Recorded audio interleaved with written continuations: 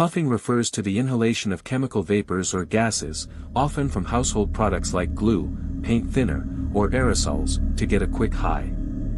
It's an extremely dangerous practice that can lead to serious health risks, including brain damage, heart failure, and even death. Many of the substances used for huffing can damage the respiratory system, the nervous system, and vital organs. Chronic use can lead to long-term cognitive and psychological issues.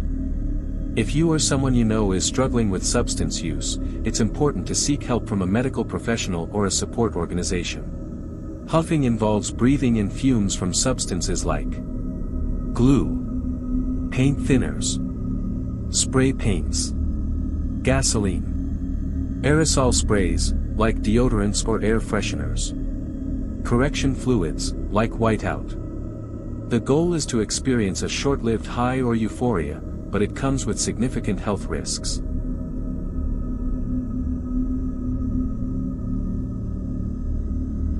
Before I begin my experience, I feel I should state just how lucky I am to be alive.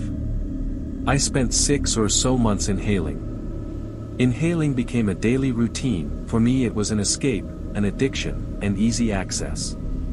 I would inhale with friends, I would do it alone. Though it's a lot scarier alone, and strongly cautioned against. I liked the feelings it gave me and the strange images I saw. At the time it felt so great, though I was constantly in a daze, unaware of my surroundings and low on energy. As I look back on the many hours I spent inhaling spray paint and gasoline, I wonder why I never slipped into a coma, but I am happy for staying as sane as I did. The worst experience I had was late one night when my friends and I huffed gasoline, straight from the gas can. It took about a minute of constant huffing to get a real buzz and only a few minutes later to have your whole perception changed. Colors became brighter and more beautiful, and for me music became much louder. With 4 of us and only 2 gas cans, we had to take turns huffing. The hours passed by quickly and were interrupted by many hallucinations. I remember distinctly becoming numb in my fingers, and as I crawled across the floor on my hands and belly, I was constantly repeating, "I'm walking on my toes. Look at me, I'm walking on my toes." The night continued on with strange occurrences, shrill screams, crying, paranoia, exotic dances, and the constant need to inhale more. The night ended after cold showers, with more deathly screams, paranoia, and most importantly scarred fingers. The gasoline slowed my awareness, reaction time, and killed my sense of everything. My friend threatened us with a knife that night and I, highly intoxicated, grabbed the knife, more like grabbed the blade, with my bare hand. This act sliced 3 of my fingers open, and at the time I didn't even know I was bleeding until my friend had said, "Oh my God, you're bleeding." Even after I knew that, I simply ignored it and cowered to the floor, and I was dragged to the bathroom.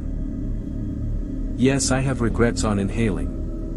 Though I cannot lie and say it wasn't also trippy and great, but the negative effects weigh down the positives. First of all, it has been 2 years after my last gasoline inhaling and I still have to fight the constant need to inhale. The worst part of inhaling gasoline for me is not the bad trips, but the way the gasoline lingers in your hair, clothes, and body. It takes about a whole day to be rid of the gasoline taste. Even if you've been inhaling for a short time, such as 6 months, you may find that gas stations make you queasy in a matter of seconds. Strong scents such as gasoline, ammonia, and spray paint now only take a few seconds to cloud my mind and give me headaches. I've noticed that of the 4 people I was with that night, I am the only one who is now without glasses. Seeing how they each obtained poor eyesight shortly after inhaling, now my asthma has increased, my memory has been cut down, and inside of me is a constant cloudiness. Inhaling is very dangerous, and if I had known the effects then, I certainly wouldn't have jumped to the gas can. I can only recall bits and pieces of my inhalant experiences, and most of it seems like a dream, but the white scars on my fingers prove how real and scary inhalants can be.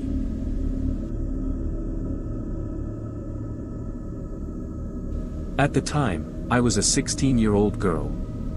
I had been experimenting with drugs since I had turned 14, and had dabbled with alcohol, cigarettes, marijuana, cocaine, mushrooms, and I assumed that huffing keyboard cleaner would just be a mediocre high, silly like a robo trip, and easy to stop. I was wrong. I discovered the can in my house one day, and planned to use it that night, as my family would be gone. I put on some Animal Collective and took a huff of the cleaner.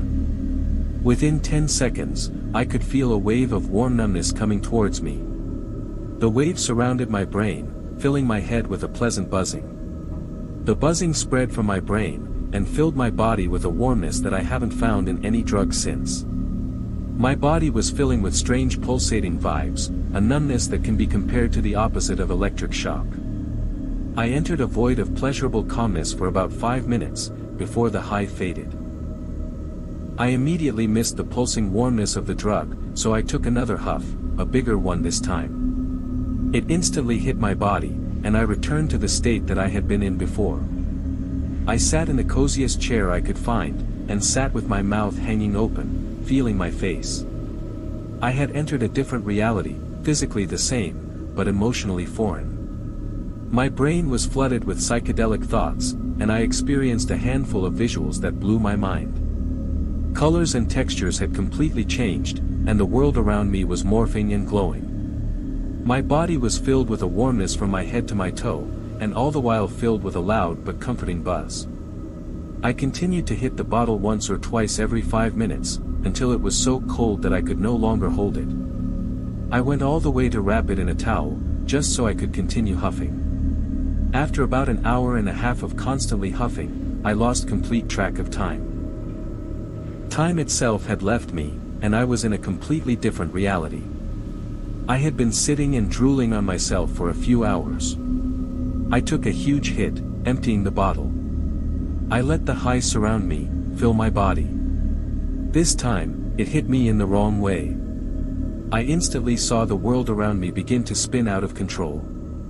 My body temperature rose rapidly, and I broke out in a sweat. I stumbled my way to the bathroom, and stared at myself in the mirror. My eyes were red, and I looked like I had been awake for days. The rest of these memories are a blur, but this is what I remember. I stared in the mirror, feeling my face.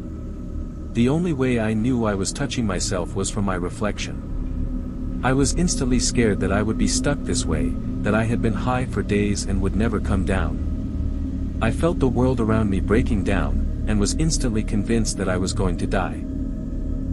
I slapped myself in the face to try to bring myself down, alert myself back to reality, but I had lost all feeling. I continued to slap and punch myself until I lost faith, and accepted that I was going to die. Physical sickness shot through me, and I threw up for about 20 minutes, the most violent puke session I have ever had. Convinced I was going to die, I filmed a video on my camcorder, stating that if I was dead the next morning, I was sorry, and that I loved everyone. I was fully convinced that I was about to die, and was ready to say my goodbyes. I called my friend to tell her what was going on, and she told me to run to the shower, turn on the cold water, and stand in it until my body temperature came down. I woke up about half an hour later, as from electric shock. I was instantly brought back to reality, stinging throat, fully clothed, in the cold shower. I stumbled out, threw on a towel, and crashed. To this day, I feel an instant sickness when I am around the smell of keyboard cleaner. The high started out great, but almost ended lethally. If I am ever going to do it again, I now know not to do more than 3 or 4 huffs. But it is not worth the risk of brain damage or death. I wish you all beautiful days ahead.